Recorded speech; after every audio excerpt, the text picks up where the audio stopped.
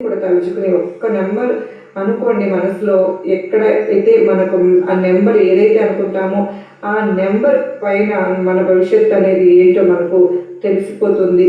మరి రాబోయే రోజుల్లో అసలు మనకు ఎలా ఉండబోతుంది, ఏవైనా చిక్కులు సమస్యలు రాబోతున్నాయా ముందుగా తెలిసి మనం అలర్ట్ అవ్వచ్చు కదా, మనం ప్రిపేర్ అవ్వచ్చు కదా. కనుక ఓకేనా, మన వీడియోని చివరి దాకా చూడండి. నచ్చినట్లయితే ఖచ్చితంగా మీ ఫ్రెండ్స్ అందరికీ, మీ ఫ్యామిలీ మెంబర్స్కి, మన అమ్మ బిడ్డలందరికీ కూడా షేర్ చేయండి. అలాగే మన ఛానల్ ఫస్ట్ టైం చూస్తున్నారు, ఛానల్ సబ్స్క్రైబ్ చేసుకుని మీ సపోర్ట్ నాకు అందించండి. అదే చేత ఎప్పుడే ఇస్తారని ఆశిస్తూ ఆశిస్తున్నాను. ఇక్కడ గవర్నమెంట్ బస్సులో ఓం నమ శివాయ, ఓం సాయిరామ్, శ్రీమాతే నమః అంటూ మాత్రం కామెంట్ చేసి పెట్టి వీడియో చూడడం అయితే మొదలు పెట్టండి. మరి శివయ్య ఆశిస్తులు, అమ్మవారి ఆశిస్తులు, బాబావారి ఆశిస్తులు ఇంకా త్వరగా దొరుకుతాయి. మనసులో ఉన్న కోరికలు తీరిపోతాయి. మన కష్టాలు బాధలు తీరడానికి వారి ఆశిస్తులు ఎంతగానో మనకు ఉపయోగపడతాయి. ఇక ఆలస్యం చేయకుండా మన అమ్మవారి సందేశం విషయంలోకి వస్తే ఎంత బిడా, ఈరోజు సాక్షాత్తు శివయ్యే ఈ 3 నెంబర్లలో ఏదో ఒకటి మనసులో అనుకోమంటూ ఉన్నారు తల్లి. ఎందుకు అంటే శివయ్య నీ జీవితానికి ఒక తీర్పు ఇచ్చేశారు. ఇది ఇప్పుడు అసలు అమలు జరగబోతోంది. అందులో ఏముందో నువ్వు తెలుసుకోవాలంటే ఈ 3 అంకెల్లో ఏదైనా సరే ఒక నెంబర్ని అయితే 1, 2, 3 అంకెల్లో నువ్వు అనుకుంటే కనుక మనసులో, అప్పుడు నీ భవిష్యత్తు మొత్తం కూడా నీ చేతుల్లో ఉంది, నీ కళ్ళ ముందు ఉంటుంది.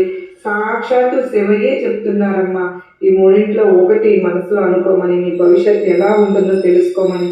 నీ ఎదుట ఇక్కడ నువ్వు గనక నీ మనసులో అది అనుకుంటే 1, 2, 3లో ఏదైతే అది నువ్వు ఈశ్వరుని తలుచుకుంటూ అనుకుంటే, నీ దుర్గమ్మను సాయిని తలుచుకుంటూ ఉంటే కనుక నువ్వు అనుకుంటే తెలుసుకోవాలి అనుకుంటున్నావు, ఆ కోరికను తలుచుకుని ఆ నెంబర్ని అనుకుంటూ నమ్మితే కనుక ఇక్కడ నువ్వు ఆ నెంబర్ని సెలెక్ట్ చేసుకో. అయితే కొంచెం ఆలోచించి ఒక్కసారి ఆ నెంబర్ని కూడా ఒకసారి తాకి ఇక్కడ ముందుగా 1వ నెంబర్ తాకిన బిడ్డ ఎవరైతే ఉన్నారో అనుకున్న వారి కోసం శివని ఇస్తున్నటువంటి తీర్పు ఏంటో ఇప్పుడు నేను చెప్తాను. జాగ్రత్తగా వింటావు కదా తల్లి. నీ జీవితంలో ఏం జరగబోతుందో ఇప్పుడు నేను నీకు ప్రతి ఒక్కటి కూడా చెప్పబోతున్నాను. అంటే నీ గతంలో, నీ పాస్ట్ లైఫ్లో ఏం జరగబోయింది, ఫ్యూచర్లో ఏం జరగబోతోంది, ఇప్పుడు ఏం జరుగుతోంది అన్న విషయాన్ని ఇప్పుడు చెప్పబోతున్నాను. ఫాస్ట్గా నీ లైఫ్లో గతంలో ఏదైతే జరిగిందో, అంటే ప్రజెంట్ టెన్స్లో ఏం జరుగుతుంది అన్న విషయాన్ని ఒకసారిగా గుర్తుకు తెచ్చుకుని ఈ వీడియోని నువ్వు చూడడం మొదలుపెట్టు. ఇప్పుడు 1వ నెంబర్ని ఎవరైతే కనుక కోరుకున్నారో వారికి ఇప్పుడు ప్రజెంట్ టైం చూస్తే ప్రస్తుతం ఏదైతే నడుస్తుందో అది చాలా బాగుంది తల్లి. కానీ కొన్ని విషయాలు జరగడం వల్ల నువ్వు కొన్ని ఇబ్బందులు పడుతూ ఉన్నావు.